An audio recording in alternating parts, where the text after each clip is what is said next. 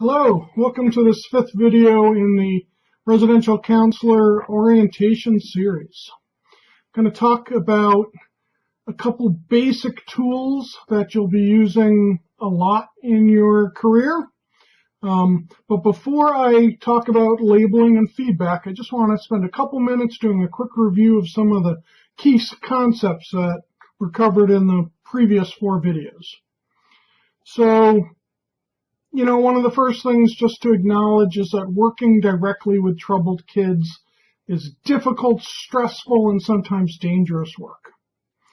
Right? So one of the key qualities for success as a staff person, as a residential counselor, is being able to stay centered and exude calm. Right? But in addition, you do need to establish your role as a helping professional. And in part, that means having professional boundaries.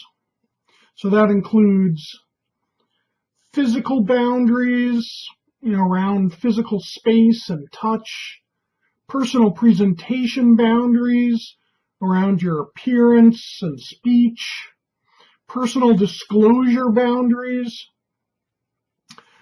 that really have to do with keeping your personal life separate from the role that you're in at work, your role as a counselor. Contact boundaries, which has to do with the use of social media, personal email, personal cell phones, etc. And role boundaries, because you're a member of a larger treatment team that includes colleagues with expertise and areas of concern that are outside of your role. And as a member of a treatment team, you definitely need to respect sensitive information, but you can't promise to keep anything disclosed to you a secret. To be an effective residential counselor, you're going to have to build therapeutic relationships. And the 2 primary ways that you do that are through listening and play. And to be an effective member of a treatment team, you have to build a sense of team among your grouping of clients and among your core staff team. So I've mentioned various tools or techniques such as addressing the group as a team, being reasonable and calm, and praising positive team behavior.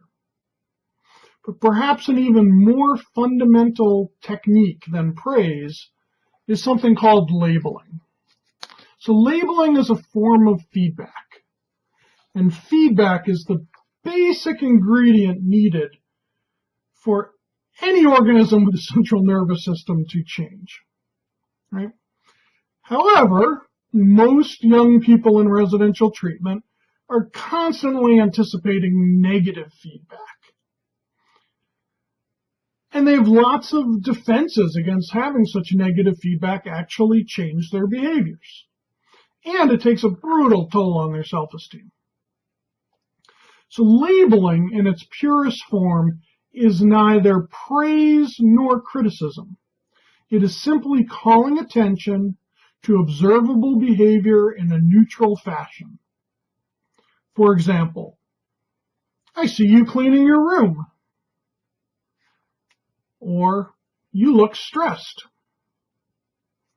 Now, one way to think about the labeling technique is that you're providing a caption for a still picture of what is going on in the moment.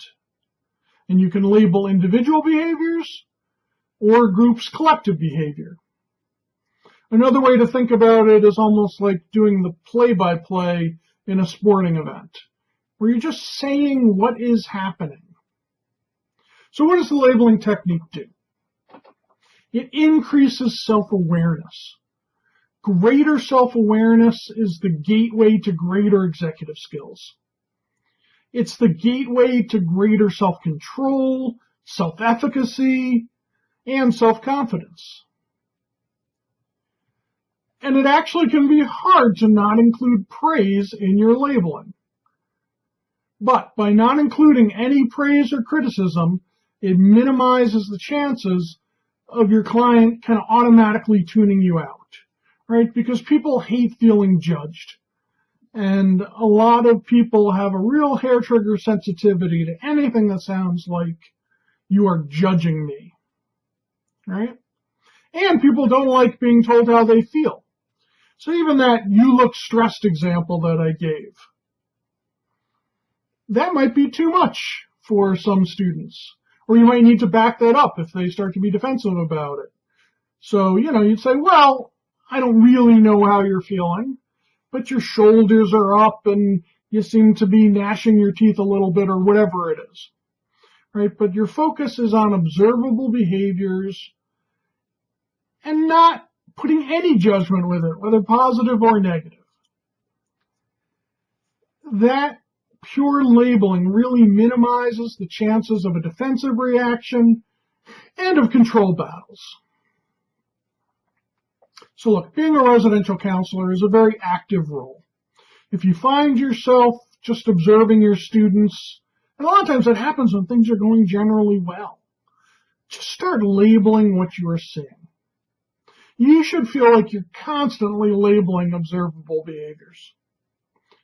And play a bit of a game with yourself, right, by seeing if you can label without actually giving a directive. So, for example, you might just say, "Gentlemen, you're being loud." Right? Now, I didn't say too loud. I just said what I'm observing.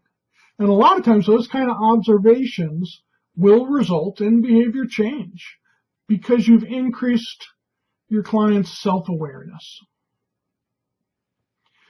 And, nothing works all the time. Nothing works with every student in every mood that he or she might have.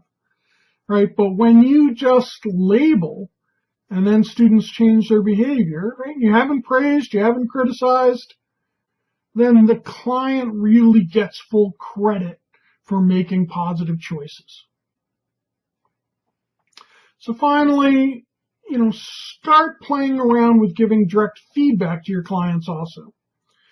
Now, hopefully you have house meetings or dorm meeting or group therapies or things like that that are structured to encourage feedback. But really, feedback can be done at any relatively quiet time around a meal table, just when you're giving feedback, right? And labeling's a type of feedback.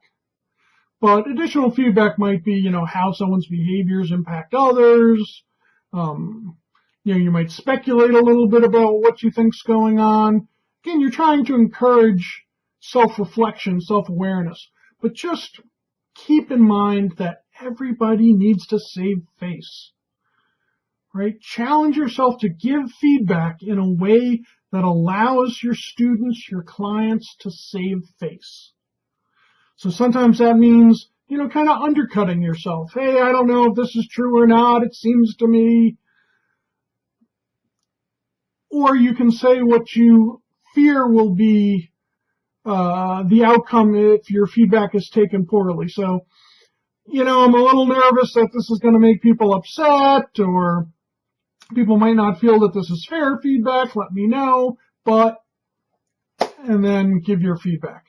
So, again, this orientation series, it's primarily for folks that are in their first couple weeks, although really it applies every time there's a new student or a new client in a residential group. So just try these techniques, seek out feedback from your colleagues. This is really the core of what you should be doing most of the time, is using labeling, giving feedback, and you will do just fine. So I'll be back with one more training in this orientation series on setting limits. See you then.